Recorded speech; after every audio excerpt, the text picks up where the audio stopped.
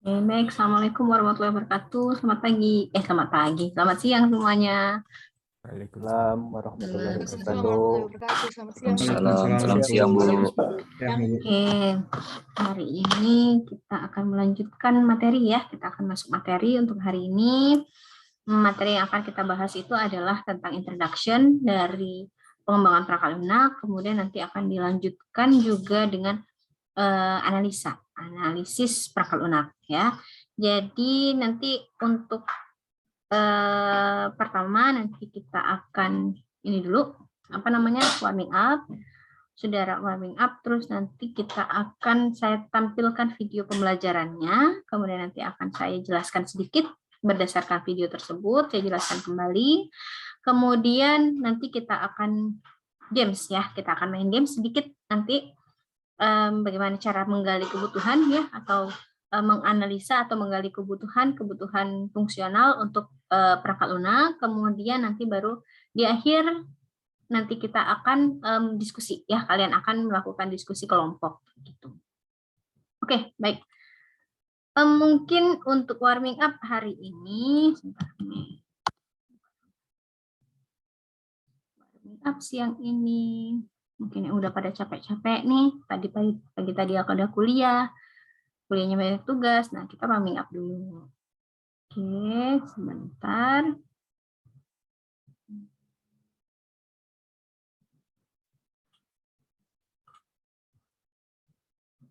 Ya, saya copy ini.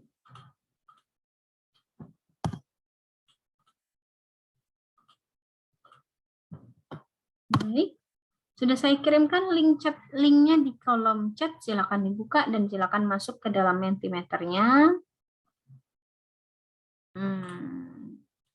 Saya akan share screen kan. Nah, bagi yang sudah masuk, silakan ungkapkan perasaan Anda hari ini, siang ini tepatnya ya. Silakan tuliskan bagaimana perasaan Anda hari ini.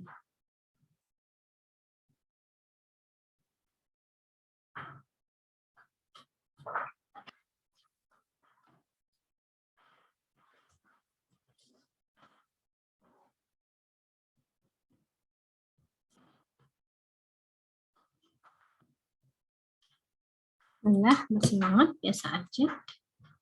Kurang tenang. Saya kan capek. Kan, kenapa deg-degan? Ada yang lagi deg-degan.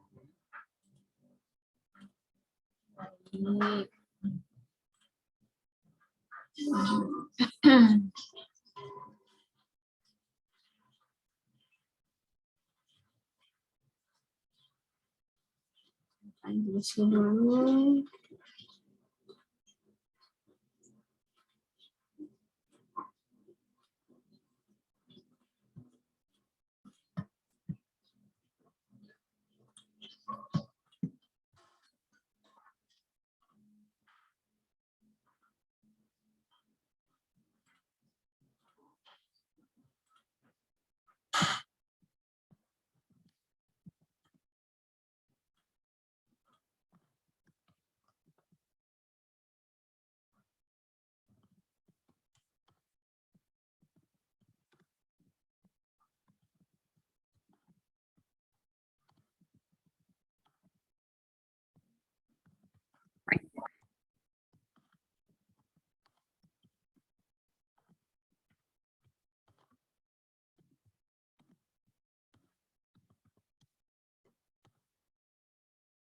Silakan yang baru masuk, sebentar ya, saya kirimkan kembali linknya, silakan masuk ke dalam link Mentimeter yang ada di kolom chat.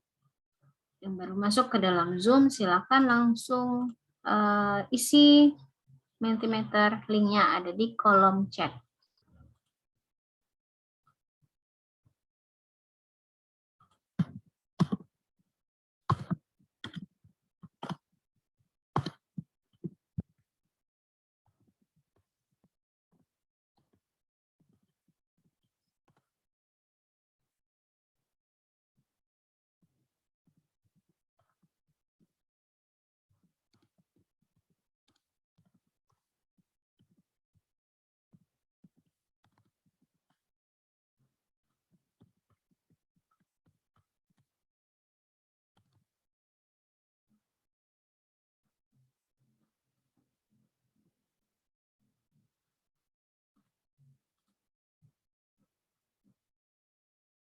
Oh iya, jangan lupa isi daftar hadir di e-learning-nya.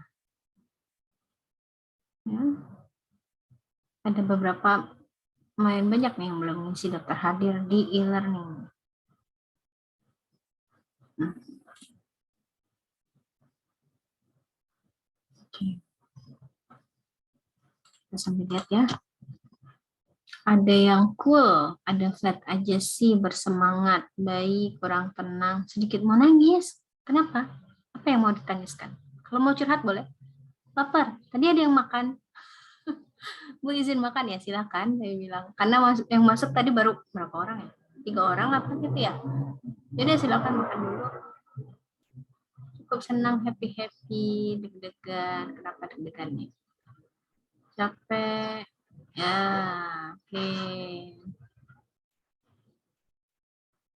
Ya, itu ya. Jadi ada beberapa yang ngantuk, ada yang capek, lelah, segala macam.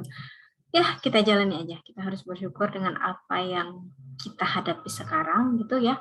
Kita bersyukur, kita nikmati, mudah-mudahan dengan kita bawa enjoy, bawa santai gitu ya. Jangan terlalu diforsir, jangan terlalu dipikirkan. Jadi ya, bawa santai aja, dibawa nyaman.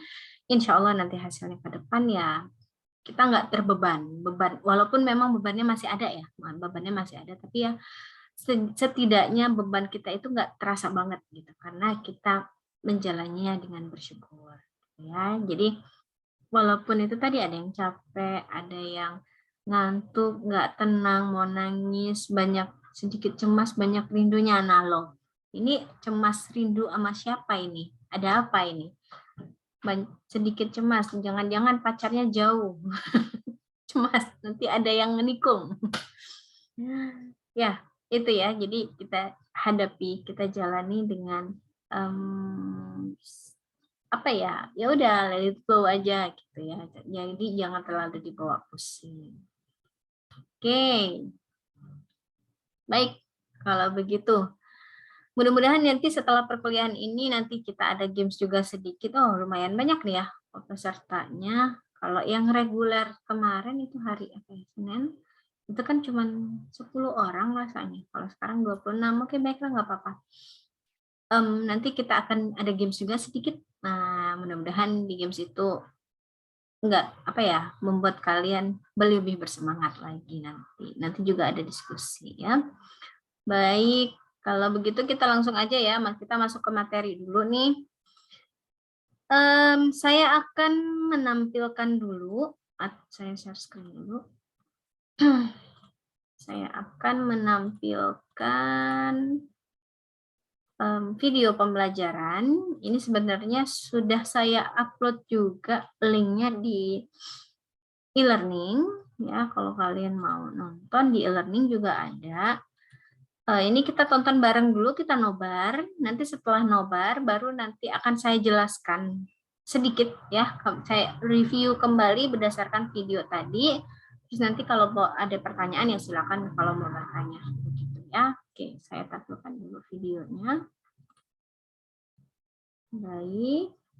Volumenya kalau agak kurang agak kecil, mungkin volume di komputer kalian agak di full-kan sedikit ya. Ini juga sudah saya full-kan. Baik, kalau begitu silakan ditonton dulu. Nanti setelah selesai videonya, kita akan balik lagi. Baru saya jelaskan kembali rangkuman ya, bukan rangkuman, tapi jelaskan sedikit kembali dari apa yang sudah ditampilkan di video. Ya, selamat menonton.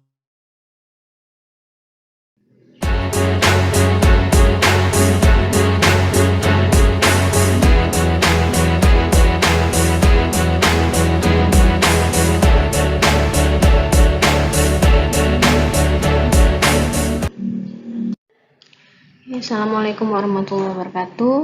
Alhamdulillah pada kesempatan kali ini saya dapat memberikan video pembelajaran kembali ya.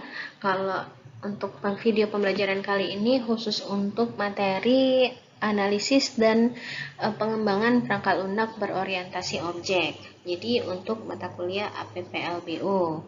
Nah, jadi mata kuliah APPLBO ini kalian akan belajar bagaimana sih membuat perangkat lunak itu bukan hanya membuat perangkat lunak setelah jadi selesai sudah, tapi perangkat lunak yang selesai dengan memiliki kualitas yang baik. Nah, jadi apa yang akan dipelajari di dalam APPABO itu adalah tentang perangkat lunak yang memiliki kualitas atau ya kualitas yang baik gitu ya, yang bisa dibilang baik. Jadi sebelum kita masuk ke dalam pengembangan perangkat lunak, jadi di dalam pengembangan perangkat lunak ada beberapa tahap, banyak tahapnya.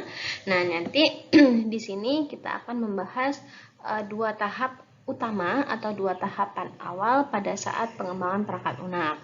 Nah, jadi yang untuk video pertama ini kita akan belajar mengenai pengembangan perangkat lunak untuk analisis kebutuhan. Tuh. Oke, nah sebelum kita masuk ke dalam bagaimana sih tahapan pengembangan perangkat lunak, apa saja yang diperlukan atau yang dilakukan setiap tahapan, kita harus paham dulu apa sih perangkat lunak itu. Nah, jadi perangkat lunak, saya yakin semuanya pasti sudah tahu dan sudah paham juga bahwa perangkat lunak adalah suatu piranti lunak atau software, biasa disebut dengan software, istilah khusus untuk data yang diformat dan disimpan secara digital, termasuk program komputer, dokumentasi, dan berbagai informasi yang bisa dibaca dan ditulis oleh komputer. Jadi, perangkat lunak ini sendiri data-data atau format atau program itu yang tersimpan di dalam komputer, baik misalnya di komputer, di laptop, di notebook, di handphone kalian juga, itu ada perangkat program-program yang disimpan di sana untuk menjalankan sesuatu gitu ya, untuk membantu keperluan atau kebutuhan manusia. Nah, seperti itu. Jadi itulah yang namanya perangkat lunak. Jadi pembuatan perangkat lunak itu sendiri memerlukan bahasa pemrograman yang ditulis oleh sebuah pemrogram atau seorang programmer, untuk selanjutnya dikompilasi dengan aplikasi compiler sehingga menjadi kode yang bisa dikenali oleh mesin hardware. Tapi di sini memang inti dari perangkat lunak itu adalah dibikin gitu ya, dibikin terus jalan gitu ya. Intinya sebenarnya seperti itu. Tapi bukannya langsung, misalnya orang pengen bikin perangkat lunak, misalnya apa? Misalnya kayak Word gitu ya, bikin Word terus sudah bikin terus selesai gitu. Enggak juga kayak gitu ya. Jadi ada tahapan-tahapan dalam penyelesaian perangkat lunaknya atau pembuatan perangkat lunaknya. Nah, jadi di sini sebelum kita bikin programnya, kita harus tahu apa saja yang dibutuhkan, kemudian bagaimana sih kita mendesain perangkat lunak itu supaya baik. Nanti juga setelah itu nanti bagaimana kita coba perangkat lunak itu bukan serta-merta sudah bikin selesai, kemudian nanti kalau misalnya ada error-error itu bagaimana penanganannya. Nah, di sini yang menjadi tahapan dalam perangkat lunak. Seperti misalnya kalian mau bikin kue gitu ya. Ketika proses pembuatan kue itu kan memang yang penting ya. Kalian bikin kue misalnya kocok telur, terus tambahin gula gitu dan seterusnya. Nah, itu memang penting. Tapi sebelumnya kan ada tahapan-tahapan sendiri. Misalnya siapin bahan dulu, siapin alat dulu, kemudian nanti panaskan ini ovennya dulu misalnya seperti itu. Nah, sama seperti perangkat lunak. Jadi sebelum dibuat kita ada beberapa persiapan, dan setelah selesai dibuat itu masih ada persiapan lagi. Nah, ini adalah perangkat lunak. Oke, saya lanjutkan. Jadi di sini ada tahapan perangkat lunak. Ada beberapa tahapan perangkat lunak. Yang pertama itu adalah analisis. Jadi di analisis ini adalah digali semua kebutuhan yang diperlukan untuk perangkat lunaknya. Softwarenya itu butuh apa saja sih yang perlu ada di software tersebut. Nah, disinilah dianalisis kebutuhannya. Perangkat lunak bisa melakukan apa, itu dianalisis di sini. Dan siapa yang menganalisis itu ada namanya tim analis. Ya, ada tim analis yang melakukan analisis. Kemudian tahapan kedua itu adalah tahap desain. Jadi setelah digali kebutuhannya, sudah tahu sistem itu butuh apa, butuh apa, butuh apa. Nah, kemudian kita desain. Ya, desain ini maksudnya apa? Desain ini maksudnya untuk menjembatani antara kebutuhan yang sudah di list tadi dengan nanti tahap ketiga itu adalah coding ya. Nah, tahap ketiga di sini adalah coding. Nah, jadi di tahap desain ini dia itu membuat kayak semacam apa ya, gambar-gambar gitu ya, diagram-diagram, membuat diagram supaya mempermudah para programmer atau pada saat coding untuk membuat codingnya. Jadi dia sudah kayak gambar atau diagram secara umum yang sudah memang dirancang untuk program, untuk membuat programnya seperti itu. Nah, kemudian tahap ketiga yaitu adalah tahap coding. Tahap kedua tadi desain ya, dibuat oleh desainer ya, tim desainer. Kemudian tahap coding ini ya mentranslasi, coding ini hanya mentranslasi dari diagram yang sudah dibuat. Misalnya nanti di diagram di step 2 ada algoritma. Ya udah, nanti di bagian coding dia hanya translasinya. Nah, disinilah yang baru butuh bahasa. Nanti mau pakai bahasa C, mau pakai bahasa Java, mau pakai bahasa Kotlin, mau pakai bahasa apapun ya, PHP dan segala macam, itu ditranslasinya di sini. Jadi di step 2, di tahapan 2 memang dibuat diagram yang secara umum. Kemudian di tahapan ketiga di sini ya mau translasi pakai bahasa apa? Mau di mobile, mau di desktop, mau di web gitu ya, terserah. Mau di flopnya di mana, dan juga menggunakan bahasa apa, bebas. Dan dilakukan oleh si programmer. Nah, setelah di coding itu bukan selesai sampai coding pakai ya, enggak, tapi ada tahapan testing. Dicoba, diuji coba. Jadi tahapan testing ini bukan hanya satu kali testing dicoba oleh satu orang selesai gitu, tapi kalau untuk menghasilkan perangkat lunak yang baik itu ada beberapa kali tahapan.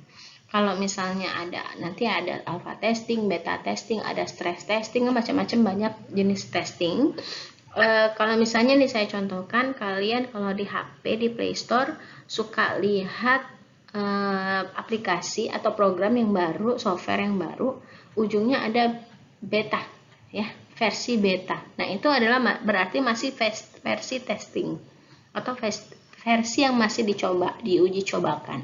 Nah, nanti setelah misalnya dari hasil uji coba ada masalah, ada error, ada bug dan segala macam, itulah baru dilakukan maintenance atau perbaikan. Jadi misalnya bugnya di mana, errornya di mana, salahnya di mana, diperbaiki. Nah, diperbaiki, baru nanti setelah perbaikan baru menghasilkan sebuah software yang final atau yang selesai. Tapi walaupun software selesai, masih sebenarnya kalau ada bug masih tetap harus di maintenance. Jadi ini adalah tahapan pembuatan perangkat lunak secara umum, gitu ya. Oke, nah di sini sebelum masuk, tadi kan sudah saya jelaskan mengenai tahapan pengembangan perangkat lunak. Jadi di sini paradigma ya, ada beberapa paradigma pemrograman. Jadi tapi secara keseluruhan untuk pengembangan perangkat lunaknya, tahapan pengembangan perangkat lunak seperti yang tadi. Tapi untuk paradigma pemrograman, nah sekarang paradigma pemrograman ini ada 4 paradigma. Yang pertama ada fungsional, berorientasi objek, prosedural, sama deklaratif. Nah, yang kita akan bahas di sini hanyalah untuk yang pemrograman berorientasi objek. Bedanya apa sih antara pemrograman berorientasi objek, fungsional, prosedural, sama deklaratif? Itu bedanya di program yang akan dibuatnya ya. Yang pertama, program yang akan dibuatnya, kalau yang ini berorientasi objek, berarti semua programnya itu terbentuk dari kelas-kelas dan dibuat sebuah objek. Ya, tapi kalau fungsional atau prosedural atau deklaratif dia hanya berupa fungsi dan prosedur saja. Dan bedanya lagi kalau itu di tahap programnya ya, untuk berarti di tahap kodenya. Nah, tapi bedanya lagi ada di tahap analisis. di tahap desain. Kalau di tahap desain, kalau berorientasi objek, itu nanti kita akan menggunakan, tadi kan di tahap desain buat diagram-diagram ya, saya bilang bahwa kalau di pemrograman berorientasi objek, diagram yang akan dibuat itu adalah menggunakan diagram UML. Sedangkan kalau program paradigma yang lain itu hanya menggunakan diagram ini ya, diagram kalau kalian tahu DFD, ERD seperti itu. Nah, hanya itu aja, DFD sama ERD sama konteks diagram satu lagi.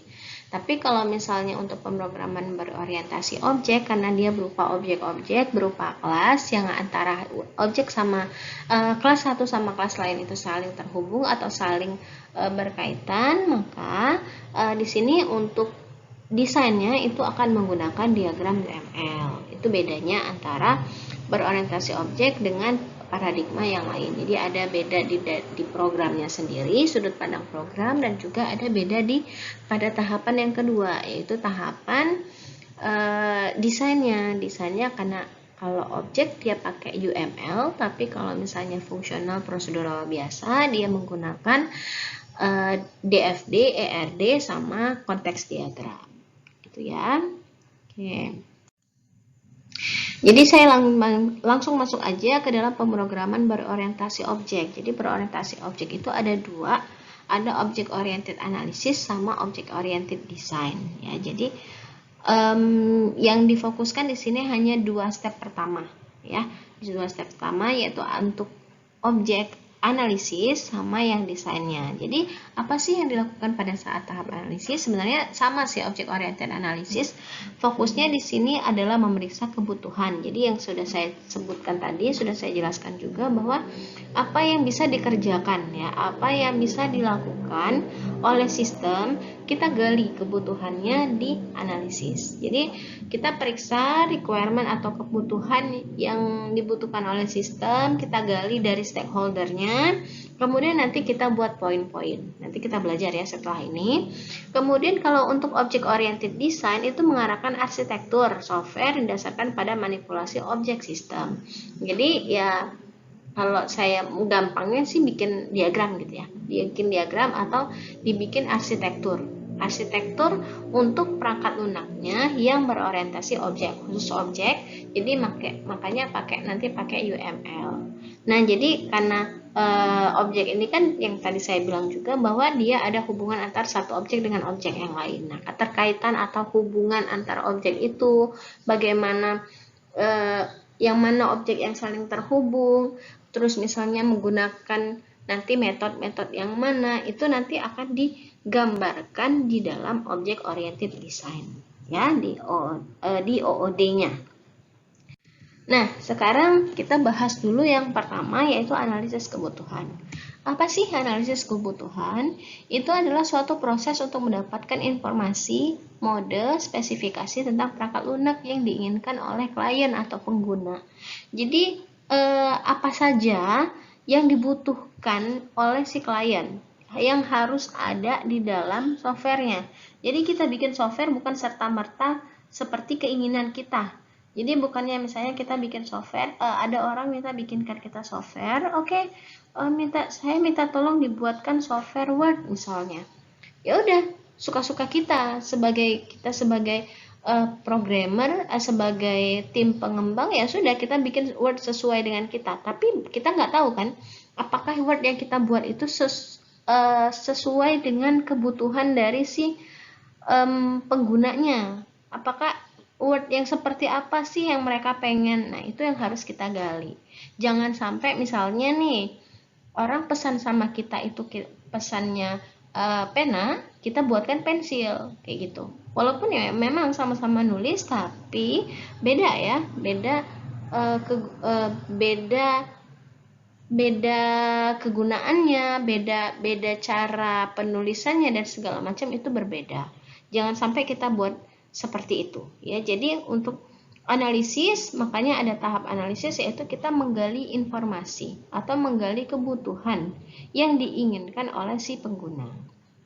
Begitu. Nah, sekarang di sini saya ibaratkan di sini ada stakeholder. Stakeholder ini adalah orang ya, orang atau instansi atau lembaga yang minta dibuatkan software. Dia butuh software. Nah, di sini ada tim development atau tim pengembang softwarenya. Siapa saja sih tim pengembang softwarenya? Itu yang ini tadi, yang kelima step ini tadi. Ini adalah tim pengembangnya, ya. Jadi si stakeholder ini, misalkan stakeholder ini ingin membuat sebuah software. Saya mau membuat sebuah software misalnya yang kayak Word tadi ya. Saya mau membuat sebuah software kayak Word. Pokoknya kayak Word untuk menulis gitu ya, untuk ngetik gitu. Nah, jadi si stakeholder ini mau bikin software. Dia akan menemui tim developer. Siapa yang akan dia temui? Yang akan dia temui adalah si analis. Jadi si analis ini yang akan bertemu langsung dengan si stakeholder. Jadi stakeholder ini tidak akan bertemu desainer, tidak akan bertemu programmer, apalagi tester, ya. Tapi dia akan hanya menemui si analis. Nanti dari si analis akan ke desainer, desainer akan ke programmer, programmer akan ke tester dan seterusnya. Seperti itu. Jadi yang dia temui pertama kali itu adalah tim analis. Nah, jadi apa yang dikerjakan ketika mereka berdua bertemu gitu. Nah, ketika si stakeholder ini menemui analis atau tim pengembang, yang pertama itu adalah analis, dia akan menceritakan domain masalah atau kebutuhannya. Misalkan nih, si stakeholder ini misalnya dia tadi minta dibuatkan software word processing ya, word processor atau seperti Word. Nah, dia akan cerita, di tempat kami itu misalnya nggak biasa pakai Word yang kayak yang punyanya si Microsoft. Mereka pengen itu terlalu berat misalnya. Jadi saya pengennya Word-nya itu bisa ngetiknya enteng, terus hurufnya besar-besar misalnya, karena di tempat kami orang-orang yang bekerja di sana adalah yang sudah parubaya misalnya. Terus misalnya ada fitur magnify atau memperbesar tulisan. Terus juga warnanya sih nggak perlu yang aneh-aneh, yang pokoknya warna hitam putih yang biasa-biasa aja gitu. Nah, itu kan adalah masalah-masalahnya, karena misalnya orangnya nggak terlalu suka yang warnanya yang banyak warna, tapi yang biasa aja, tapi tulisannya intinya mau yang besar misalnya. Terus nggak perlu tambahin gambar, nggak usah, nggak bisa nambahin gambar, cuman misalnya hanya butuh tabel, tapi tabel itu bisa masukin rumus misalnya, kayak gitu ya mereka jelaskan. Jadi apa yang kebutuhan yang diinginkan oleh si stakeholder sesuai dengan lingkup masalah yang ada di tempat dia gitu. Kemudian si tim analis, apa yang dilakukan si tim analis? Si tim analis akan mencatat apa yang dibutuhkan tadi, dia catat, kemudian dia rumuskan masalah dan kebutuhan menjadi poin-poin untuk dianalisis. Jadi dia akan mencatat dulu semua poin yang dia dapat atau informasi yang dia dapat, dia gali tadi, dia akan mencatat dan dituliskan. Kemudian nanti akan dianalisis untuk menjadi poin-poin, menjadi kebutuhan fungsional atau non-fungsional. Nah, itu dia akan membagi. Itu adalah yang dilakukan ketika si stakeholder sama si analisis bertemu, ya. Oke. Nah, di sini kita langsung aja masuk ke dalam studi kasus. Misalnya tadi si stakeholder, kalau tadi saya contohkan dengan word processor ya. Nah, di sini ada contohnya adalah sistem informasi akademik. Nah, di sini dia bisa anggap aja nih sistem informasi akademik Unsri. Dia mau membuat sistem informasi akademik Unsri. Jadi stakeholdernya sebagai lembaga ya. Adalah sistem informasi mengenai layanan akademik mahasiswa, bertanggung jawab untuk menyimpan data lengkap, menyimpan informasi mengenai riwayat perkuliahan, bertindak sebagai admin, memberikan informasi mengenai status mahasiswa, kurikulum dan mata kuliah. Jadi di sini dia si lembaga ini minta dibuatkan sistem informasi akademik yang seperti ini, yang menyimpan data mahasiswa, datanya lengkap, terus misalnya ada adminnya yang bisa ngasih informasi dan lain sebagainya. Nah, Dari sini misalkan dia sudah merumuskan beberapa aturan-aturan bisnis, atau biasanya ya disebut dengan aturan bisnis.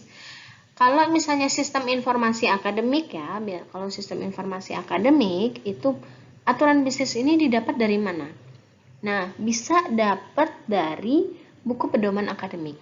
Karena setiap universitas itu pasti punya buku pedoman akademik. Jadi, ya kita gali aja dari buku pedoman akademiknya. Karena semuanya pasti diatur di sana. Ya, sudah diatur di buku pedoman akademiknya. Jadi tinggal kita cari yang mana yang memang perlu untuk di develop atau dibuat. Nah, misalkan di sini kalau saya rangkum ya, ada 3 aktor yang akan terlibat. Yang pertama adalah mahasiswa baru, yang kedua itu adalah status mahasiswa yang lama atau yang sudah kuliah gitu ya. Ada yang calon mahasiswa, ada yang mahasiswa yang sudah kuliah, sama admin. Nah, jadi di aturan bisnis ini ada 3 aktor yang akan terlibat. Ya, yang pertama calon mahasiswa, mahasiswanya sendiri, sama adminnya. Jadi banyak sekali aturan bisnis, misalnya mereka minta buat seperti ini. Tapi kalau misalkan yang tidak punya yang buku pedoman akademik seperti sistem informasi akademik ya, jadi dia punya buku panduan, buku pedoman. Bisa juga dibuat oleh aturan bisnis ini dibuat oleh si stakeholder itu sendiri. Misalnya saya pengennya bisa login, dia mungkin nyebutnya bukan bisa login, tapi saya minta misalnya kasir, misalnya anggap aja nih ada kasir, terus saya sebagai manajer bisa ngecek, nah kayak gitu. Nah itu kan aturan bisnis yang dia buat, itu sebenarnya adalah aturan bisnis juga ya, yang tidak tertulis ya, tapi bisa kita tahu dapat poin-poinnya.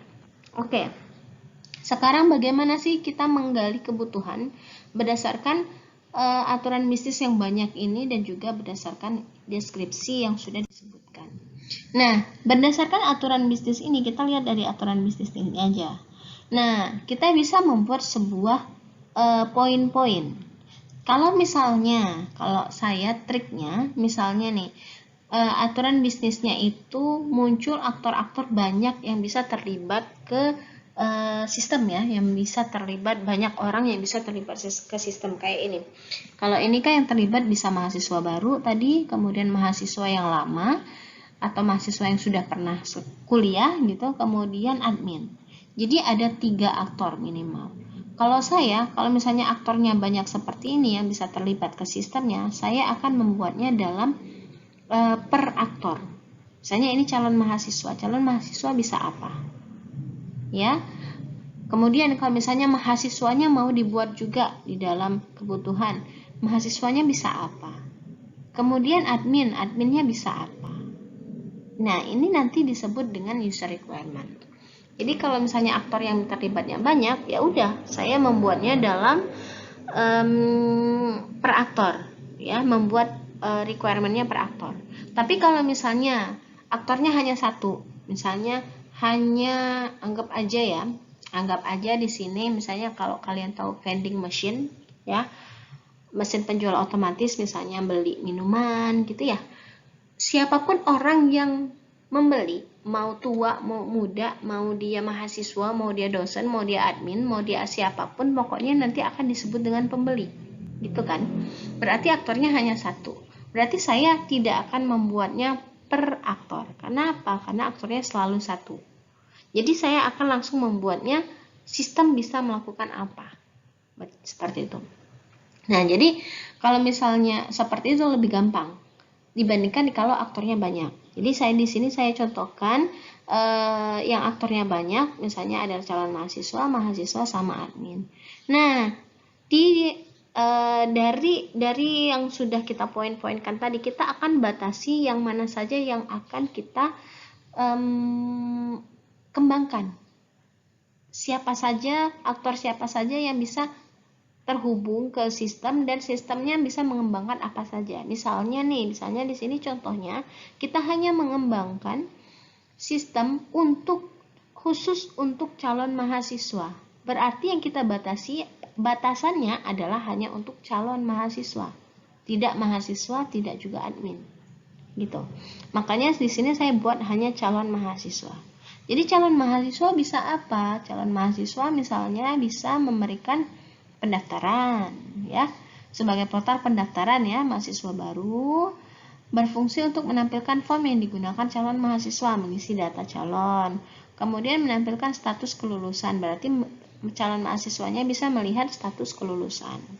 Jadi di sini sudah saya buat poin-poin untuk si calon mahasiswa. Kemudian dari poin ini baru saya detailkan ke dalam functional requirement, ya. Jadi baru saya detailkan secara lengkap ke dalam sistem requirement seperti itu. Jadi apa sih sistem requirement itu? Sistem requirement itu adalah apa yang bisa dilakukan oleh si sistem. Ya, sistem itu bisa melakukan apa? Misalnya yang pertama, kita mendetailkan dari fasilitas pendaftaran ya. Berarti sistem mampu membaca dan menulis data registrasi atau pendaftaran. Pendaftaran siapa? Calon mahasiswa. Jadi sistemnya bisa membaca. Ya, bisa membaca data-data yang diinputkan oleh mahasiswa. Berarti ingat ya, dalam pembuatan fungsional itu harus jelas dan harus lengkap objeknya. Ini subjeknya kan sistem, subjeknya sistem, predikatnya apa? Bisa membaca dan menulis data registrasi ya.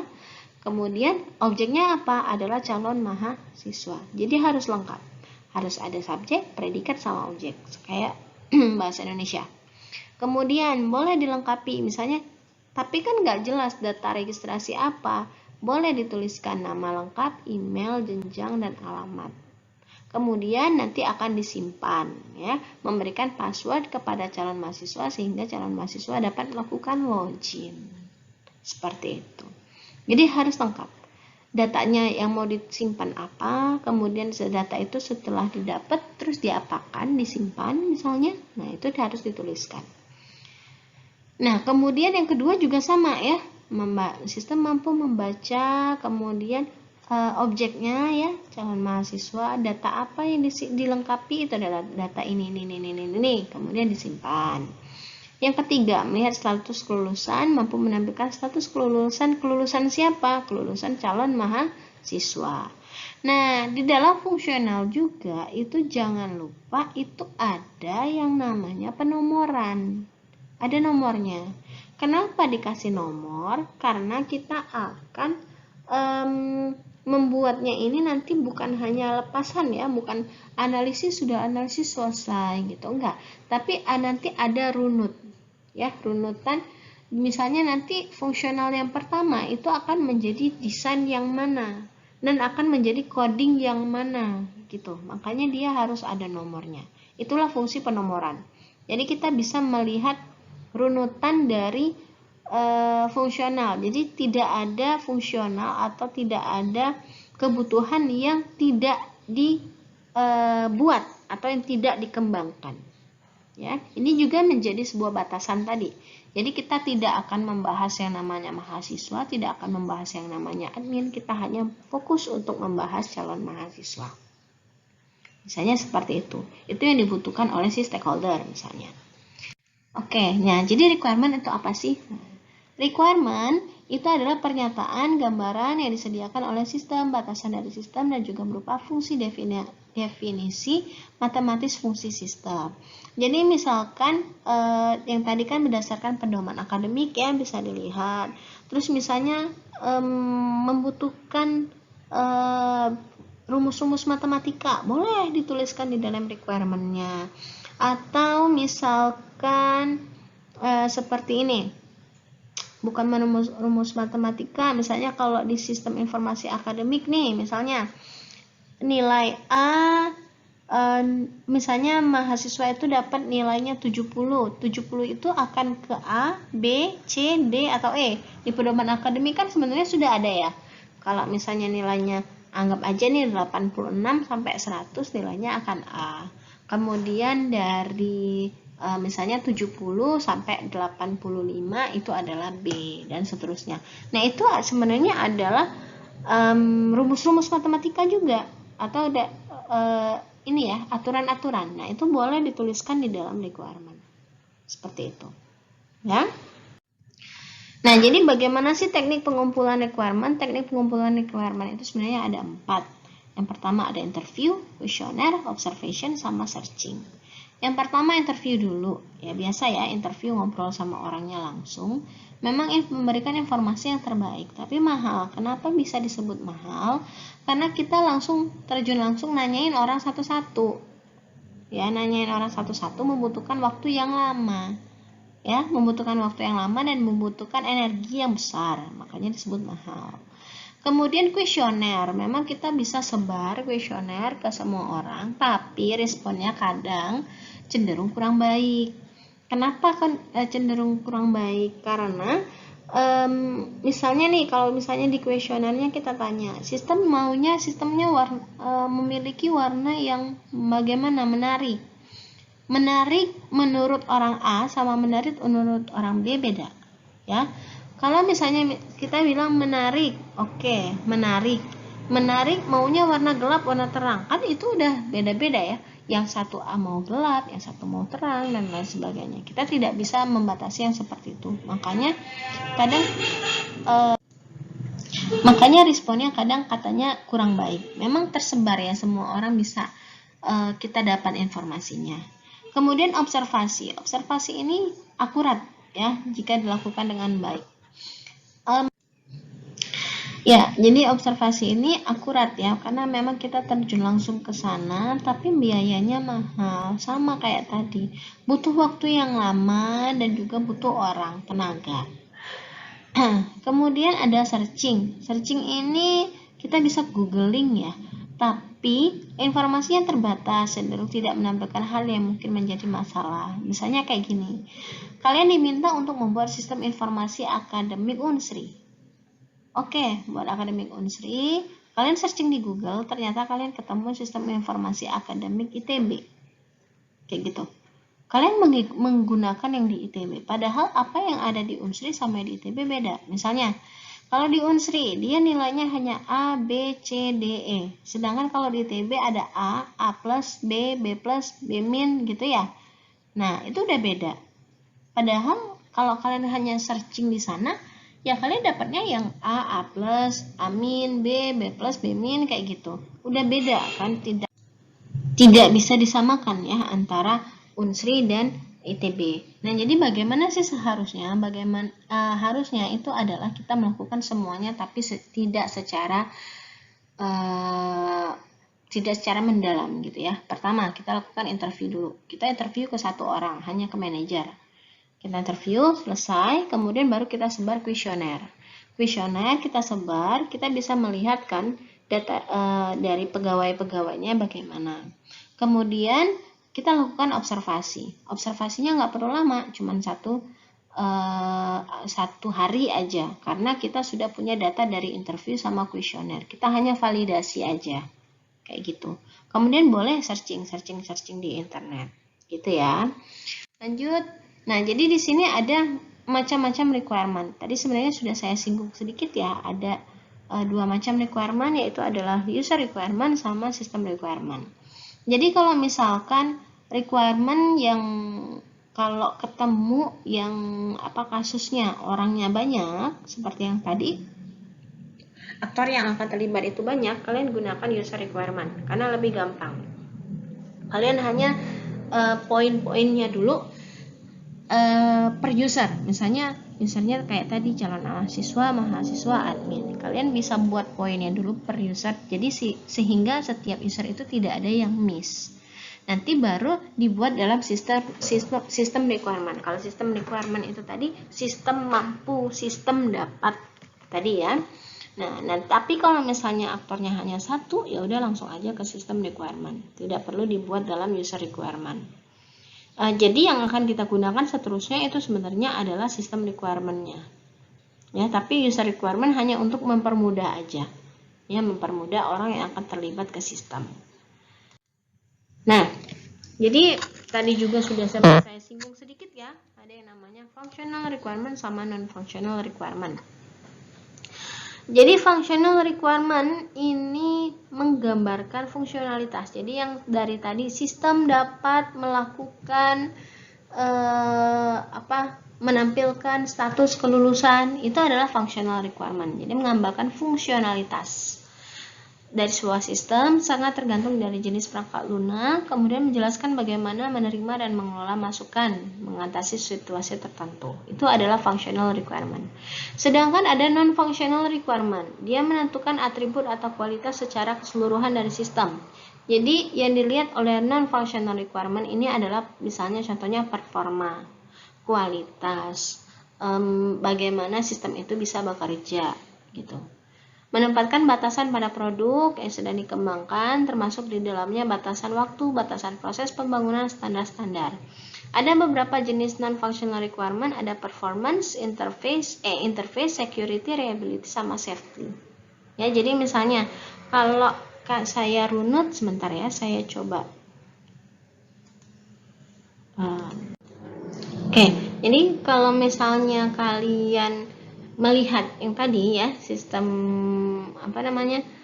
aturan bisnis yang tadi, di bawahnya itu nomor berapa itu ya, di bawah nomor bawah-bawah ada yang dituliskan bahwa sistem dapat bekerja 24 jam. Itu termasuk dalam performance. Dia bukan masuk ke dalam functional requirement, tapi dia akan masuk ke dalam non-functional requirement. Jadi sistem itu harus bisa atau harus mampu bekerja dalam 24 jam.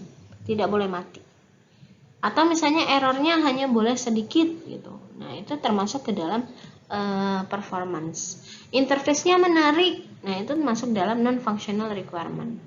Begitu ya, beda antara functional requirement sama non-functional. Kalau functional itu yang bisa dilakukan antara aktor sama sistem, ya, bisa dikerjakan atau bisa ada feedback dari aktor dan sistem. Tapi kalau non-functional requirement itu adalah pendukung di belakangnya. Security-nya misalnya tidak boleh datanya dicuri oleh orang misalnya. Itu termasuk dalam security. Bagaimana penanganan sekuritasnya, gitu. Jadi, nah di sini dituliskan bahwa kita harus mencoba untuk membuat requirement yang baik. Ya, requirement yang baik itu bagaimana? Requirement yang bisa di-track, yang jelas, yang lengkap, yang bisa dites, yang komprehensif. Sehingga nanti bisa kalian lihat tadi kan ada 5 step ya. Step yang pertama, kedua, ketiga. Nah, itu saling keterkaitan. Kalian bayangkan kalau step pertama analisisnya sudah reward seperti ini, bagaimana dengan desainnya? Bagaimana dengan codingnya? Bagaimana dengan testingnya? Seperti itu. Jadi, usahakan yang requirement yang baik adalah yang bisa di-track seperti ini ya. Yang bukannya yang tidak lengkap. Misalnya kalau tidak lengkap tuh kayak gini. Sistem dapat menampilkan kelulusan. Titik. Kelulusan siapa yang ditampilkan? Itu kan menjadi pertanyaan ya. Makanya harus jelas objeknya. Sistem dapat menampilkan kelulusan calon mahasiswa. Oh, lulusan calon mahasiswa, bukannya kelulusan mahasiswanya. Mahasiswa sudah jadi alumni misalnya. Ini kan baru calon mahasiswa. Beda ya. Kemudian sistem dapat menerima data informasi dari calon mahasiswa. Ya, data apa yang mau sistem terima? Data pendaftaran atau nambahin update data atau apa? Nah, itu yang harus jelas. Ya, tidak bisa kalau tidak konsisten juga nggak bisa gitu ya, harus konsisten dan harus jelas. Seperti itu. Oke, mungkin untuk penjelasan mengenai analisis kebutuhan saya cukupkan sampai di sini ya.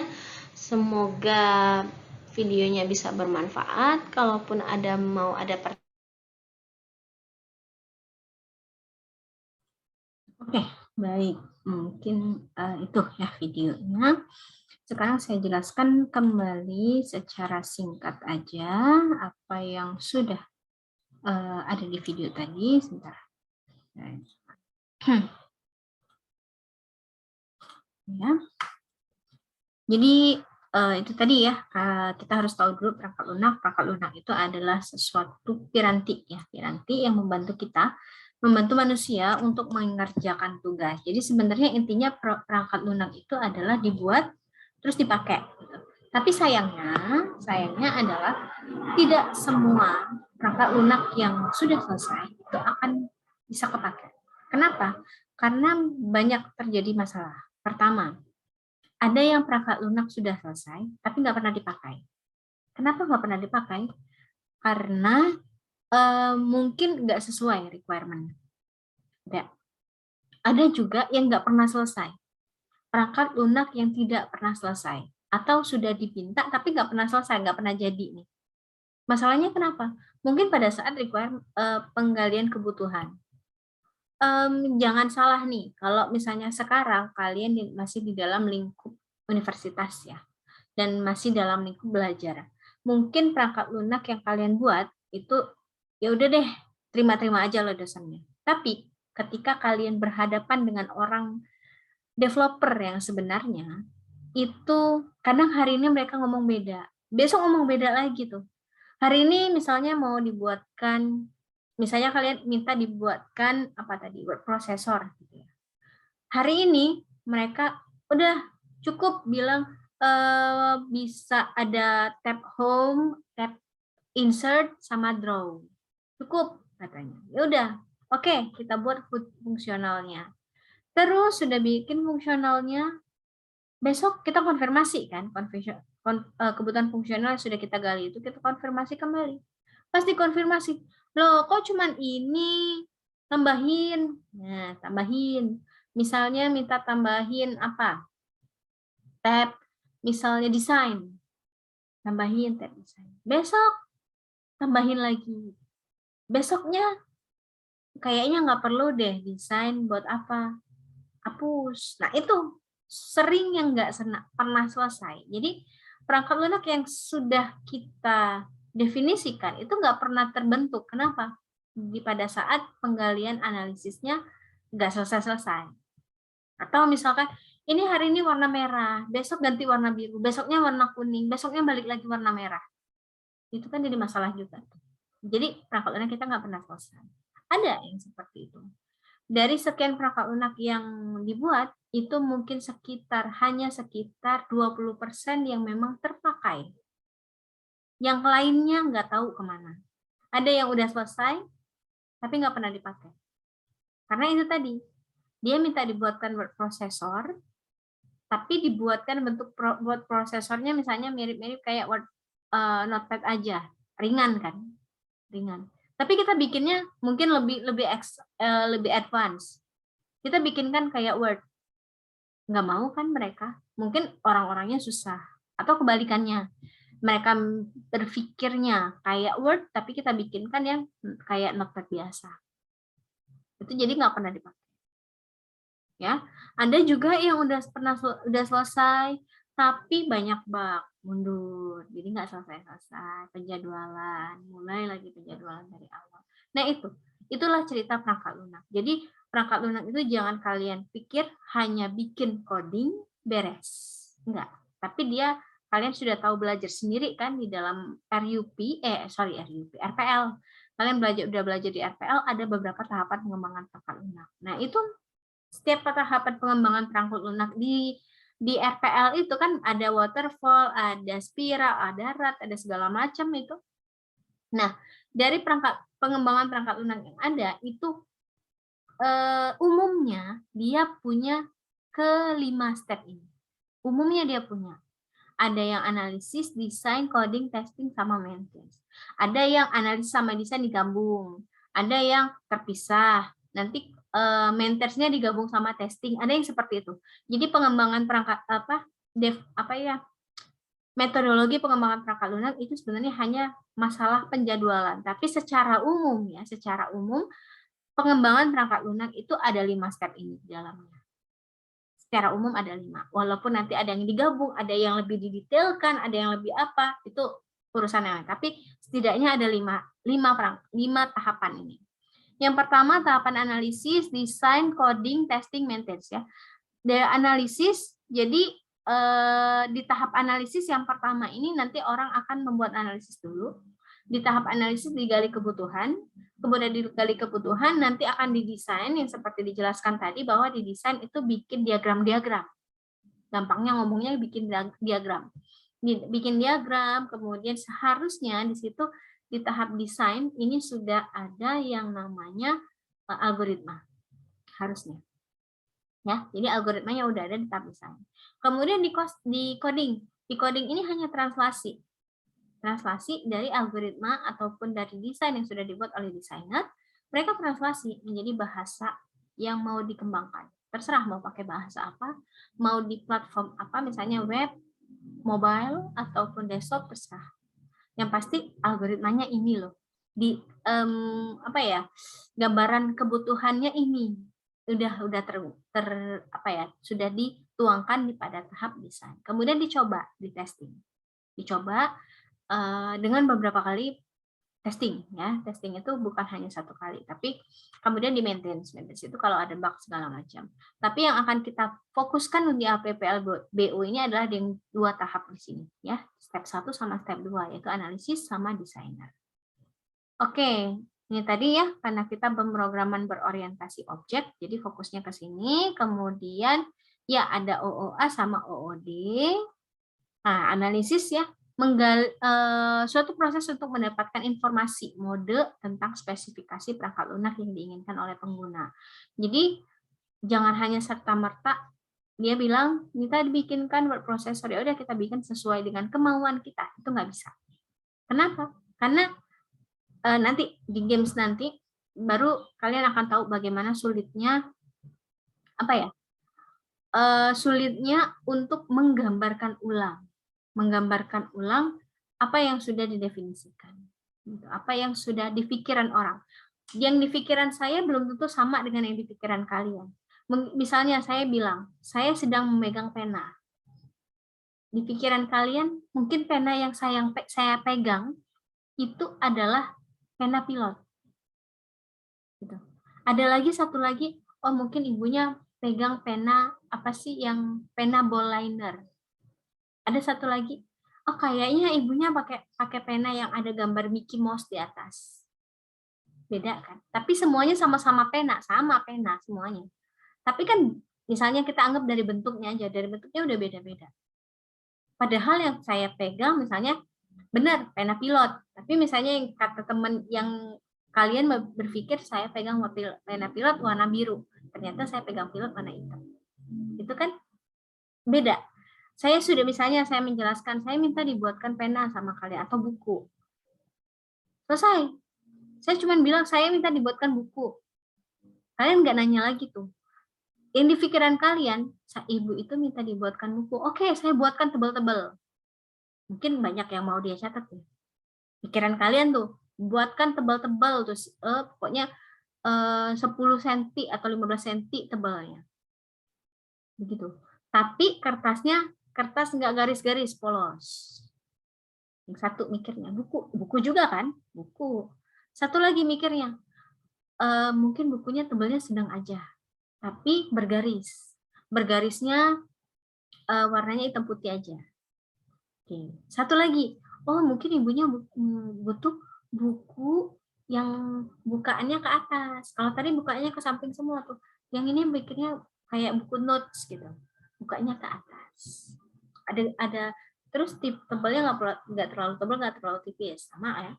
Kemudian ada garis-garisnya. Tapi beda bukaannya kan. Nah, tapi ternyata yang saya butuhkan adalah buku yang ada kayak spiral ujungnya, pinggirnya. Udah beda kan?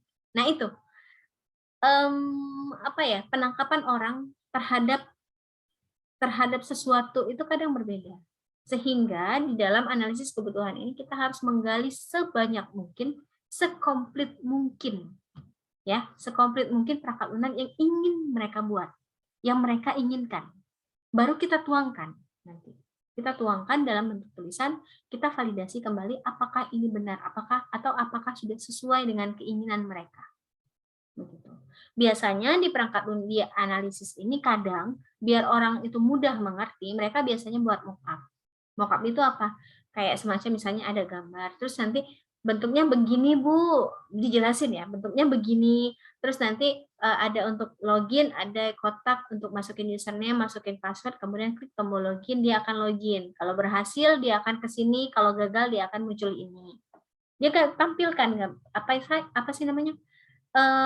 Mock up, dibuat ilustrasinya atau prototipenya. Kayak kalau arsitek. Arsitek itu kan misalnya kalian suka tuh lihat di mall-mall. Di mall-mall itu kan suka ada bangunan arsitek kecil miniatur ya. Orang biasanya kalau jualan apa sih, jualan apartemen atau jualan apa ya, komplek-komplek gitulah ya, jualan rumah gitu. Mereka kan biasanya bikin miniaturnya tuh. Ya kan?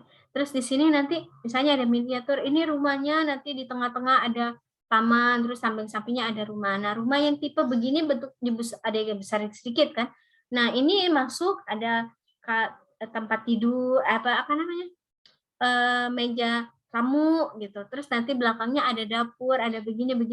Itu kan miniatur. Nah, sama.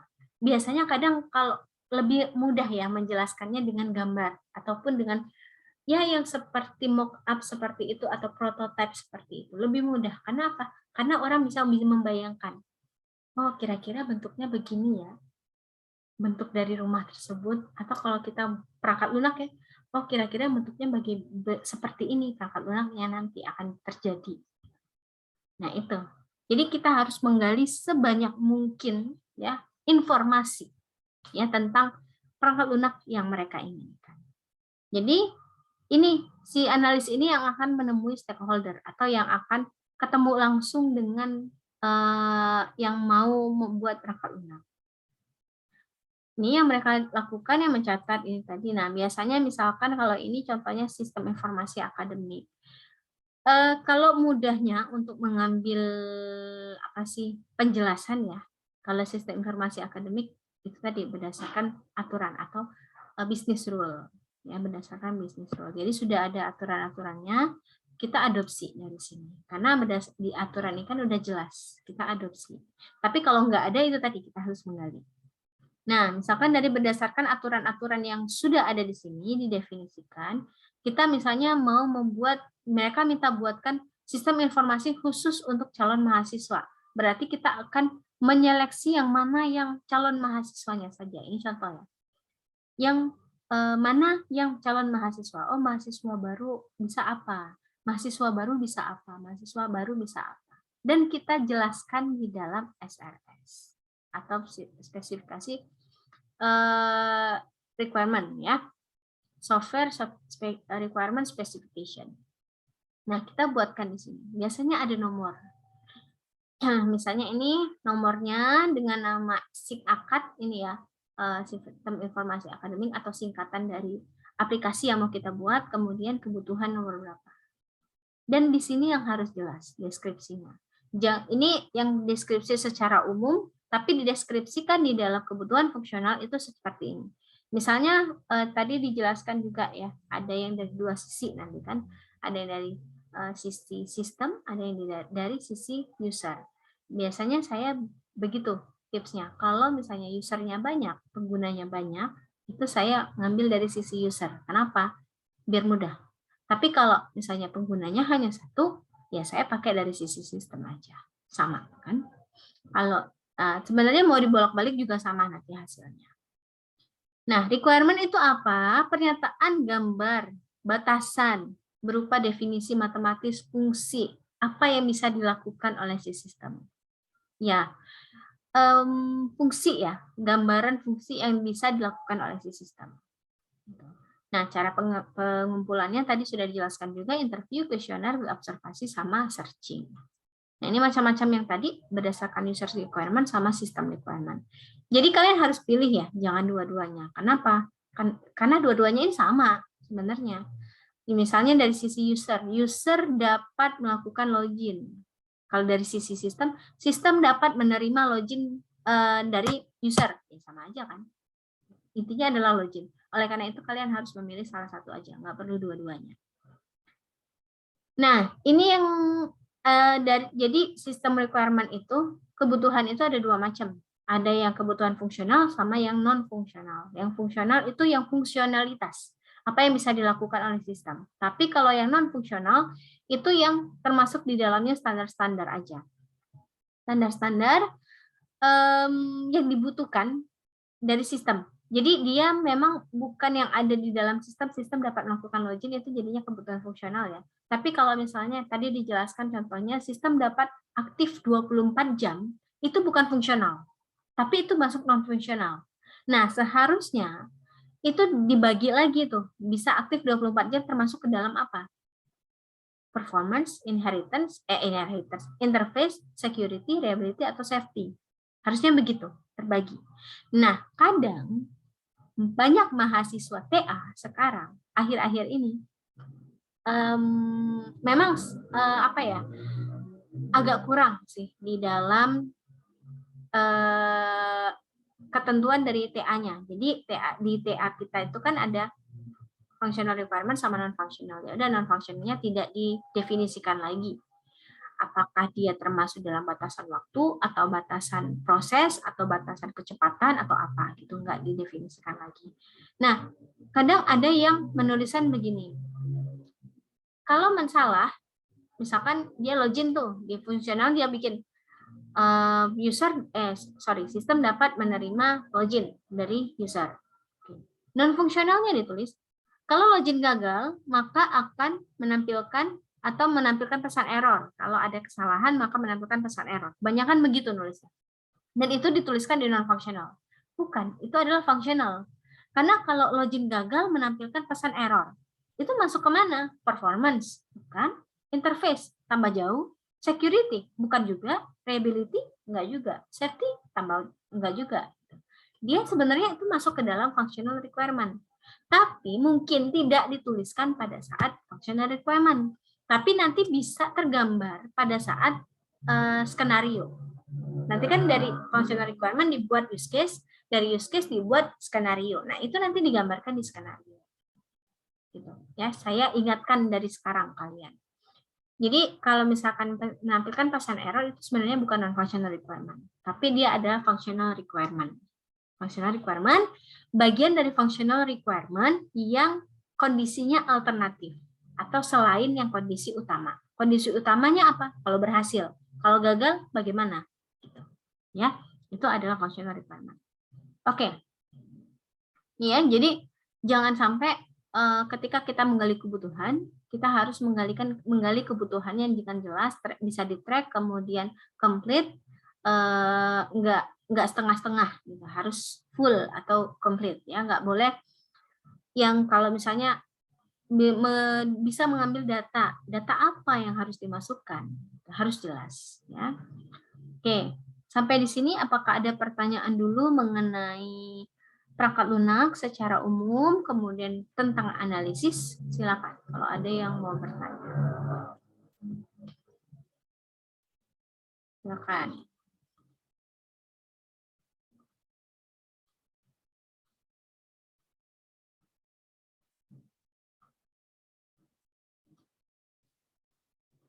Kalau ada yang mau ditanyakan. Belum? Baik, kalau belum ada, sekarang kita seperti yang saya bilang tadi ya, kita akan bermain games sebentar. Jadi gamesnya bagaimana? Gamesnya adalah nanti saya minta satu orang, ya, satu orang. Saya akan memberikan sebuah gambar, ya, gambar kepada orang tersebut, satu orang nanti. Kemudian orang yang saya beri gambar tadi, saya minta untuk mendeskripsikan, ya. Silakan mendeskripsikan gambar yang sudah saya buat tersebut, dideskripsikan. Kemudian deskripsi tersebut tuliskan di kolom chat, ya, ditulis di kolom chat. Untuk yang lain, nanti kalau sudah selesai dideskripsikan, tuliskan kolom chat. Untuk yang lain nanti akan menggambarkan ulang berdasarkan deskripsi yang sudah diberikan oleh temannya tadi. Gitu, ya. Menggambarnya nanti saya berikan link Jamboard. Berapa orang? 26, 25 kurang berarti 24 ya. Nanti akan saya siapkan Jamboard, satu Jamboard link. Nanti kan ada link like next, bisa kalian tuliskan di sana. Jelas, paham apa yang harus dilakukan di gamesnya? Sekarang saya tanya dulu, siapa yang mau jadi volunteer? Bapak. Yang mau menjadi volunteer, saya berikan gambarnya, kemudian deskripsikan kembali gambar tersebut di kolom chat. Coba yuk. Nggak ada. Saya tunjuk nih. Kalau tidak ada, baik, saya tunjuk siapa ya? Yang bawah sekali namanya. Zafira, ya, jelas Z. Zafira. Ya, Bu. Ya, nanti saya kirim.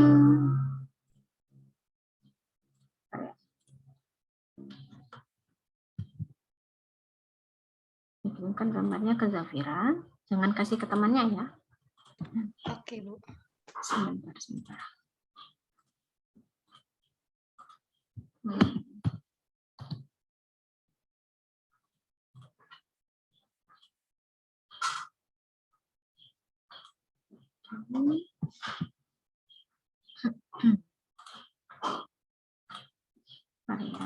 Ini mana? Oh, iya.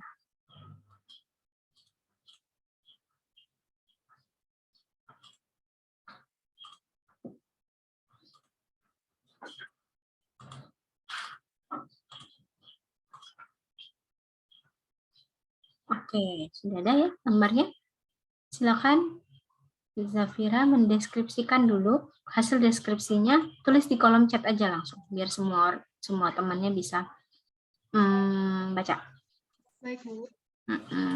Oke, kita tunggu dulu Zafira sedang mendeskripsikan ya.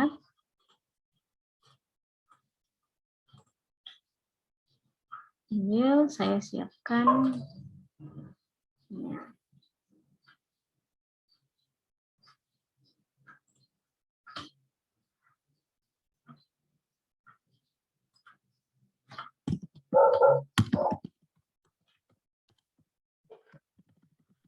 Bu, izin bertanya, Bu. Ini Boleh. deskripsinya boleh kasih tahu gambarnya? Boleh, kasih tahu gambarnya misalnya. Itu kan cuma terdiri dari segitiga gitu loh. Nah, misalkan balas segitiga di tengah-tengah misalnya dengan warna apa gitu. Apa-apa. Oke, makasih, Bu. Ya.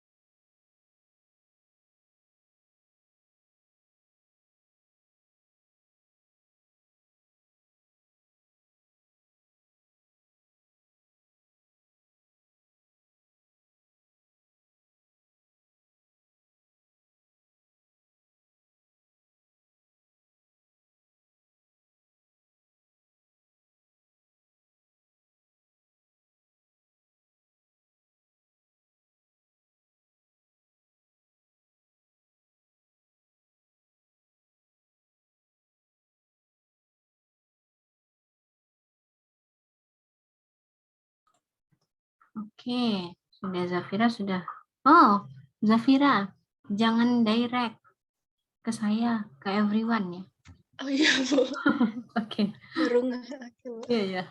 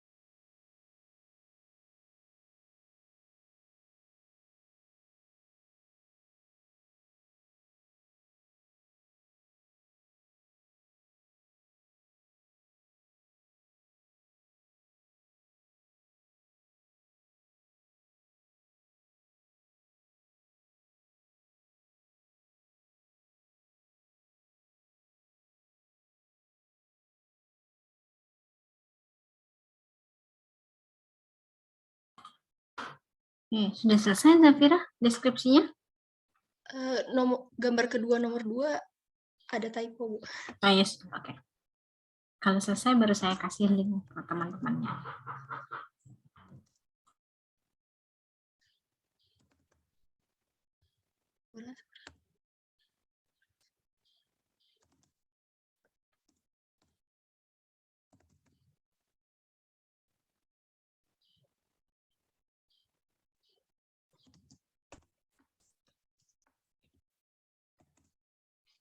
Oke, sudah selesai Bu. Oke, sip. Nah, sekarang ini saya kirim link ya bagi yang lain. Oke, bagi yang lain ya, saya kirim link Jamboard di ininya. Nah, ada 2 link, boleh pakai link 1 atau link 2 karena satu Jamboard itu hanya cukup untuk 20 slide. Ya. Bentar, saya share juga.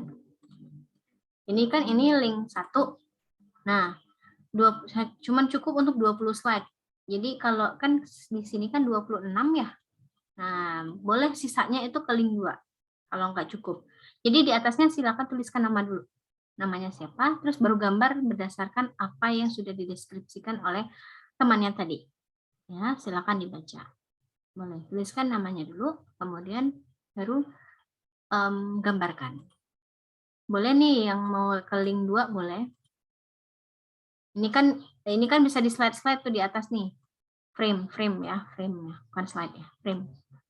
Nah, pindah-pindah frame. Jadi satu orang satu frame. Gitu. Ya, ini Tarisa sudah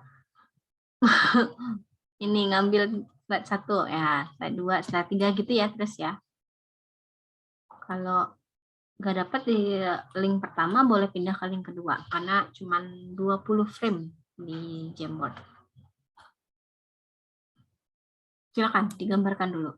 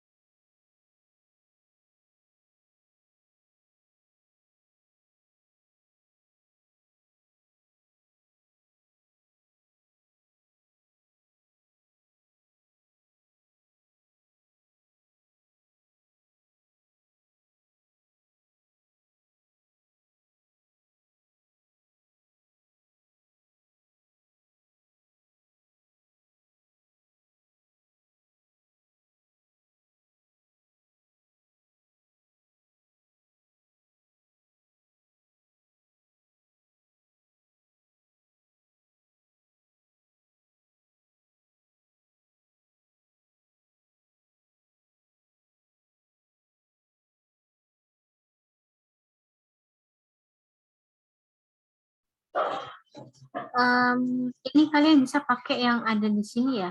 Ini ya. Soalnya ini ada lingkaran tuh. Pakai yang di sini aja, nggak usah digambar pakai pena. Jadi pakai yang persegi, segitiga atau apa. Nah, jadi nggak usah digambar. Jadi saya lihat aja pakai pena. Ya. Kemudian gambarnya ini tinggal drag-drag aja.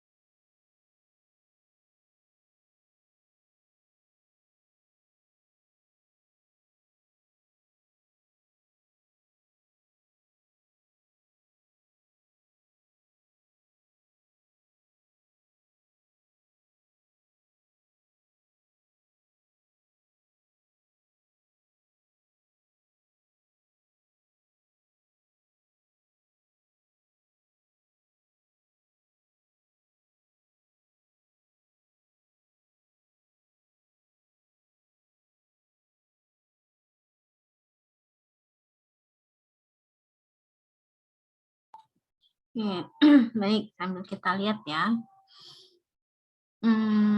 Kita baca dulu deskripsinya nih.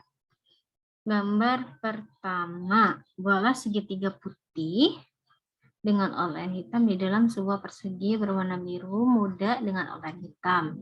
Segitiga berukuran setengah dari persegi. Oke. Gambar 2. Pada sebelah kanan gambar sebelumnya, bola persegi panjang berwarna pink beroutlinekan hitam. Oke, dengan ukuran tinggi setengah dari persegi sebelumnya. Pembawanya ya, pada atas persegi panjang terdapat panah berwarna hijau muda dengan outline hitam mengarah ke arah persegi panjang berukuran sepertiga persegi panjang di tengah-tengah. Baik, kita lihat apa hasilnya. Ini ada, kita lihat dulu deh yang pertama. Menggambarkan seperti ini ya, temannya.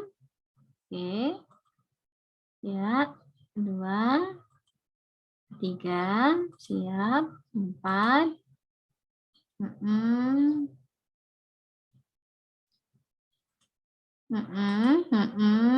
baik, baik, baik. Oke, kosong. Fadil, oke. Fadil rajin banget. Oke, baik. Fadil, oke. Oke, baik. Suka jahil ya kalau di Word ini, di Jamboard ini suka ngubah-ngubahin punya teman tuh. Oke, ya begini, siap. Terus kita lihat, ada lagi nggak? Oke.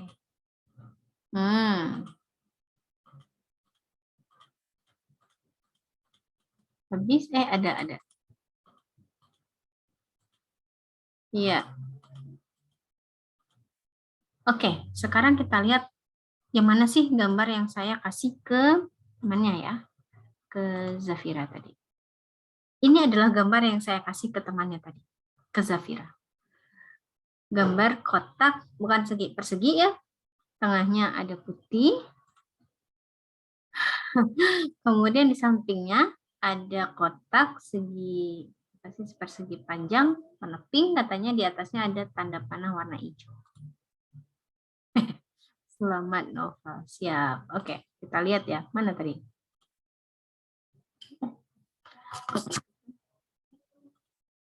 Bentar. Saya lihat games. Ada yang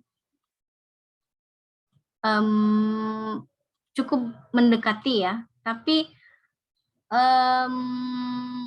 ada juga ini ya yang menandakan bagaimana ini ya, bagaimana kita ini udah gambarnya udah ada nih, tapi gambarnya udah ada, tapi deskripsikan ulang, terus gambar ulang. Gambarnya udah ada, bentuknya udah ada. Dideskripsikan udah cukup baik sama temannya. Tapi hasilnya ya macam-macam. Ada yang kayak bentuknya kayak amplop tadi ya. Kemudian ada yang segitiganya setengah gitu. Ada yang ya mungkin ini sudah cukup baik, tapi mungkin kalau tadi kan saya layarnya agak besar kan gitu ya. Ukurannya agak besar, kemudian ini agak jauh sedikit begitu. Itulah kesulitan kita ketika menuliskan kembali kebutuhan. Kalau kita ibaratkan gambar ini kan adalah sebuah perangkat lunak. Jadi perangkat lunak yang saya minta tadi, ya, yang saya minta itu apa ya, perangkat lunak yang saya minta itu gambarnya udah ada, bentuknya udah ada. Sebentar ya.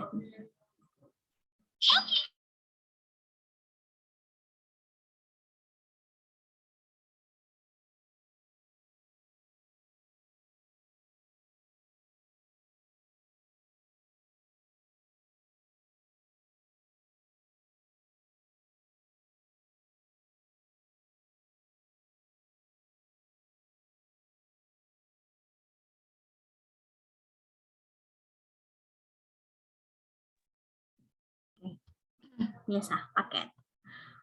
Oke, kita lanjut lagi ya. Jadi anggap aja gambar yang saya kasih ke temannya itu adalah perangkat lunak yang saya inginkan dengan bentuk yang sudah ada. Bentuknya udah ada. Terus digambarkan ulang atau dideskripsikan ulang sama teman kalian. Dituliskan kembali, kemudian digambar tuh sama si desainer. Kalian sebagai yang rame-rame ini kan adalah sebagai desainer. Nah, digambarkan ulang oleh desainer, bentuknya begini. Padahal sudah dideskripsikan dengan baik begitu. Dan gambar awalnya sudah kelihatan bentuknya, Kalian itu udah ada ya, tapi kalian bayangkan bagaimana kalau perangkat lunak yang belum pernah ada. Dia minta kalian untuk membuat. Hasilnya kan itu kan belum ada gambaran sama sekali kan? Belum ada gambaran sama sekali. Terus dideskripsikan ya gimana hasilnya. Nah, itulah kesulitan dalam kita berkomunikasi. Ya, dalam kita menggali kebutuhan, mungkin temannya agak sedikit kurang menjelaskan, misalnya gambarnya itu besar dari ukuran layar misalnya sekitar sekian senti, harusnya begitu ya, lebih didetailkan kembali. Misalkan sekian senti dari ukuran layar atau seperempat dari atau seperempat ya ukurannya, sebesarnya itu seperempat. Kemudian yang sebelah kanan itu yang lebih jarak dari yang gambar 1 ke gambar 2 itu sekian gitu, ada jarak gitu. Itu yang harus kita lebih detailkan, yang harus kita gali kembali. Nah, itulah kesulitan dalam pembuatan perangkat lunak ya. Jadi dengan gambar, dengan game seperti ini aja yang sudah dideskripsikan dengan sudah cukup baik, tapi hasilnya masih aja tidak, walaupun sudah ada yang mendekati, tapi tidak benar-benar sama persis dengan apa yang diinginkan oleh gambar awal atau yang diinginkan oleh si stakeholder-nya. Itu ya. Jadi ketika kalian membuat analisis desain ini harus berhati-hati sekali. Kenapa? Ya kalau sekarang cuma latihan, tapi kalau ketika perangkat lunak ada, memang benar-benar kalian terjun, ya bisa kalian nggak dibayar gitu. Kalau ini ya ke sana ya, kenapa saya minta begini hasilnya begini gitu kan. Nah itu ya, jadi harus hati-hati dalam menggali kebutuhan perangkat lunak. Baik, sampai di sini. Apakah ada pertanyaan dulu? Silakan. Sebelum saya akan kita akan sesi diskusi ya, kelompok. Sebentar.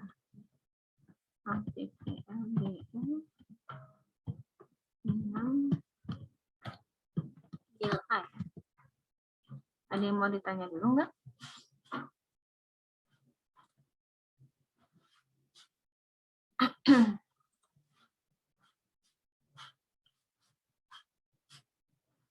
Sebentar ya, saya belum upload ini, lupa. APPLBO. Oh, baik. Belum ada pertanyaan. Kalau belum ada pertanyaan, saya akan kasih tahu dulu ini.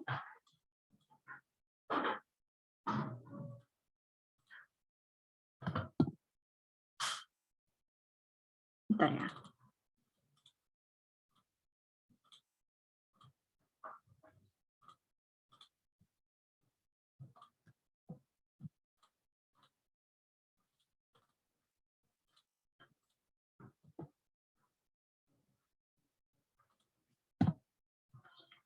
Ini 27 ya, tanggal 27. Oke, kalau belum ada, bentar saya. Kalian berapa?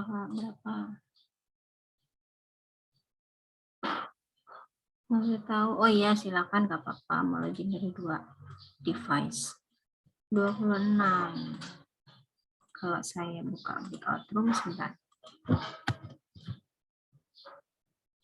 6 kelompok aja ya, saya bagi ya. Kalian 26. Ya nggak apa-apa lah, 6 kelompok. Oh iya, ada yang 2 device. Oke lah. Oke, nah di sini nanti kelompoknya saya akan bagi kalian menjadi 6 kelompok di sini. Silakan tentukan sendiri ya kelompoknya. Saya tidak akan membagi, silakan kalian tentukan sendiri kelompoknya karena kelompok ini akan terus berlangsung dari awal semester sampai akhir.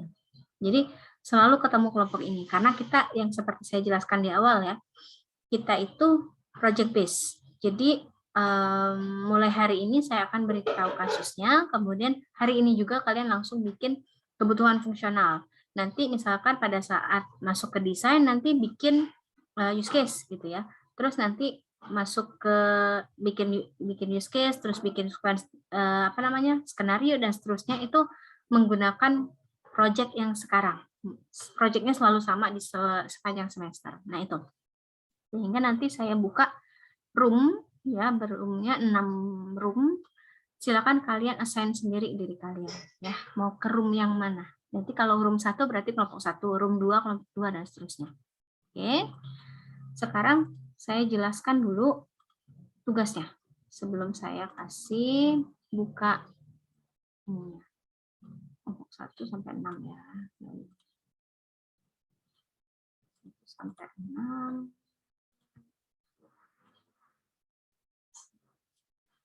Saya jelaskan dulu tugasnya.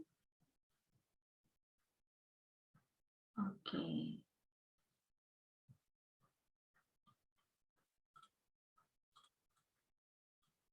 Belum ter-scan, share screen. Oke, ini ya. Nanti linknya saya kasih juga nih. Saya sambil aja deh, saya ambil ini. Mana linknya ya? Ini lihat saja ya untuk soalnya, untuk deskripsinya. Sebentar, saya kirim dulu ke chat.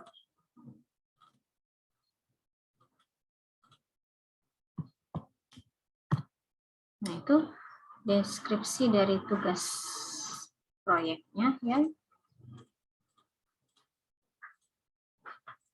Oke. Di sini ya. Jadi kalian akan membuat kalkulator sakti. Jadi spesifikasi aplikasi yang kalian buat adalah kalkulator sakti, adalah sebuah aplikasi desktop yang secara interaktif menerima input ekspresi aritmatika atau logika. Ini yang di kuningan itu nggak jadi ya. Jadi cuman ekspresi aritmatika atau logika, tidak ada ekspresi prefix, infix sama subposfix, nggak ada. Untuk melakukan kalkulasi.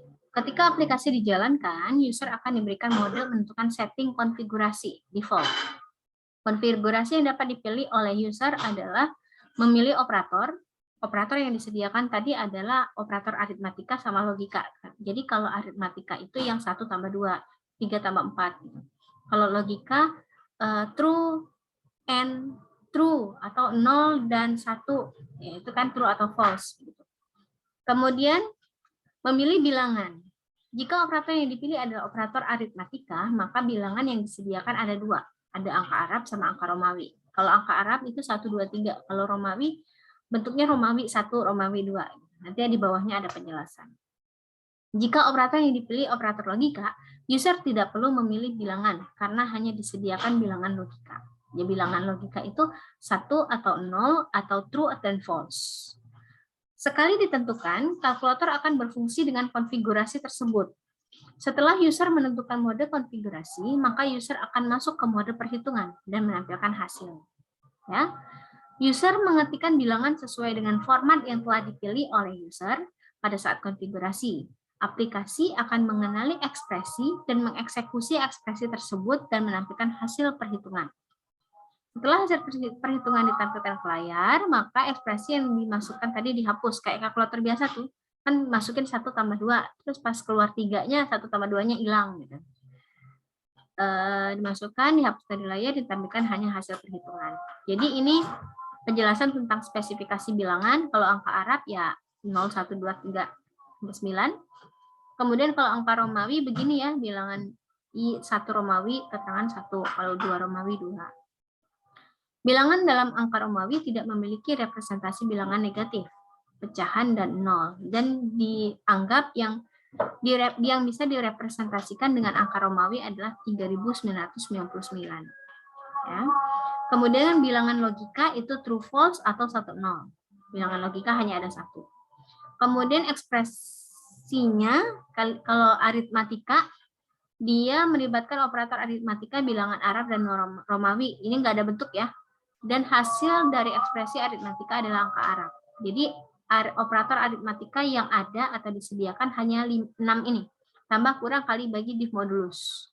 2, 4, 6. Benar ya? 6. Contohnya, kalau ekspresi aritmatika pakai bilangan Arab, misalnya 3 tambah 2, 5. Jadi yang hasilnya itu hanya 5 yang keluar. Gitu. Kalau angka Romawi sama. Ini angka Romawi 3 ditambah 2, keluarannya tetap angka Arab ya, yang keluarnya, bukan angka Romawi lagi. Tetap angka Arab. Ini contohnya. Kemudian ekspresi logika sama, melibatkan operator logika dengan bilangan logika, tidak ada bentuk juga ini. Hasil dari ekspresi logika adalah bilangan true atau false.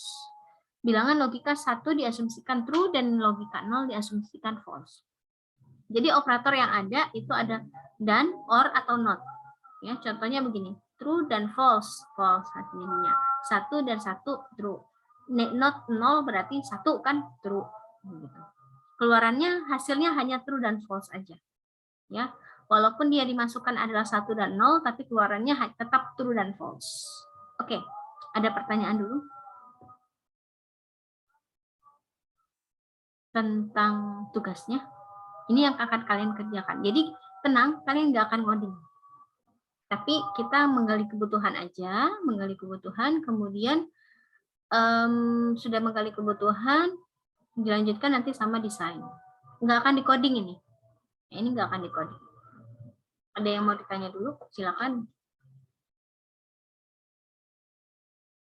Belum? Oke, kalau belum ada yang mau ditanya. Ya? Belum, Bu. Belum, oke. Kalau belum ada yang mau ditanya, sebentar ya. Saya copy dulu linknya ini. Saya salin. Saya kirim ke chat. Yang link kedua drive itu adalah nanti kan kalian dibagi kelompok. Kalian diskusinya di dalam breakout room. Saya buka breakout room, kemudian kalian diskusinya di breakout room. Nah, hasil kerja diskusi kelompok tersebut nanti silakan tuliskan langsung di sini. Jadi kan ini ada 6 kelompok tuh. Berarti nanti kalau dapat room 1, masuk ke room 1 berarti kelompok 1. Berarti nanti semua anggota kelompok 1 akan menuliskan di sini apa hasilnya. Jadi yang tugas kalian adalah yang pertama ini adalah menggali kebutuhannya dulu berdasarkan kasus yang ini tadi. Kasus ini tadi sebutkan kebutuhannya. Sistem dapat apa? Sistem dapat apa? Sistem dapat apa? Begitu. Ya. Jadi nanti kelompok 1 menuliskan hasilnya di sini, kelompok 2 menuliskan yang di kelompok 2 dan seterusnya. Jelas? Paham cara kerjanya? Jadi nggak usah nulisnya di offline, jadi langsung aja ketik di online, jadi bisa barengan. Nanti yang satu menuliskan kebutuhan fungsional apa, yang lain nambahin, yang 3 nambahin gitu. Bisa kerja online barengan, bukan satu di offline satu orang yang ngetik, yang lain ngoceh aja, enggak ya. Tapi ngobrolnya itu di breakout room. Saya buka breakout room. Belum ada pertanyaan? Kalau belum ada pertanyaan, sekarang saya akan bukakan breakout room ya. Saya akan bukakan waktu sekitar 15.44, 15 menit. Oke, diskusi aja dulu 15 menit. Nanti kalau belum cukup waktunya nanti boleh jadi tugas ya. Saya biarkan kalian untuk memilih room. Jadi satu room itu maksimal 5 orang. Ya, maksimal 5 orang. Jadi kalau misalnya nanti ada yang saya cek di sini, nanti kalau ada yang lebih dari 5 atau nggak imbang, yang satu 3, yang 1 5, satunya akan saya pindahkan yang room yang bertiga, jadi 4-4 sama gitu ya. Saya bukakan breakout room 15 menit, silakan pilih roomnya sendiri. Ini kalian bisa milih roomnya sendiri. Oke, saya open breakout room, silakan kerja. Ya, boleh langsung milih roomnya.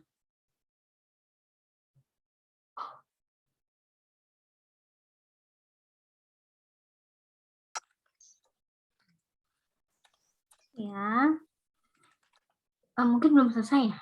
Saya yakin belum selesai sih.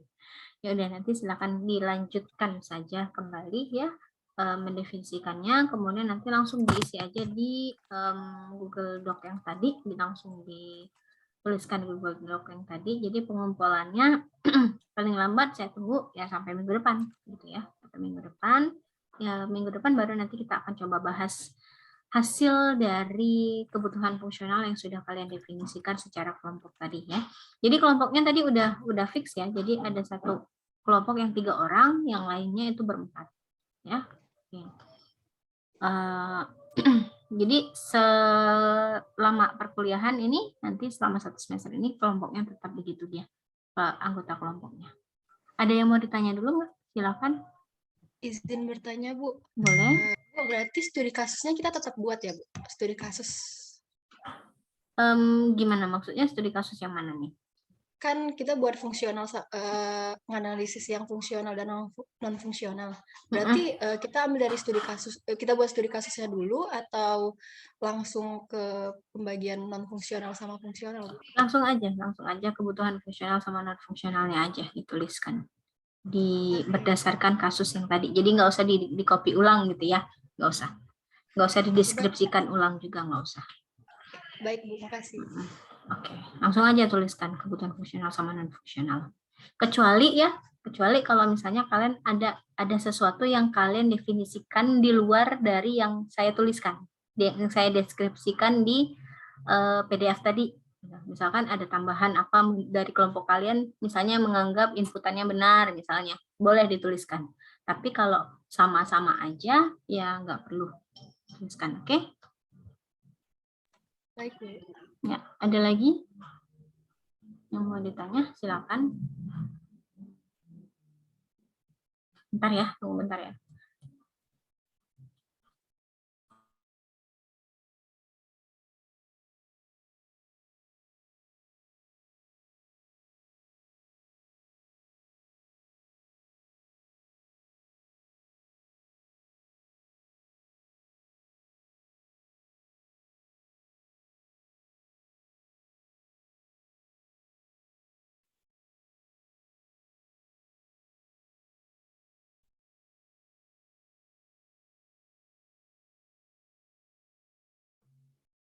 Oke, kalau tidak ada lagi yang mau ada yang mau ditanya? Enggak?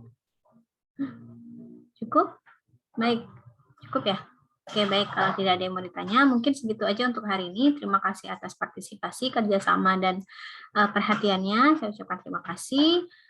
Kita ketemu lagi insya Allah minggu depan ya, dengan kita mulai masuk ke dalam RUP dulu ya, RUP.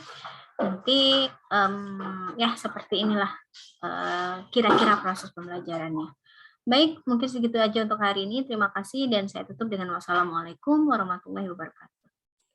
Waalaikumsalam warahmatullahi wabarakatuh. Ya, sama-sama. Terima kasih, Bu. Terus ya.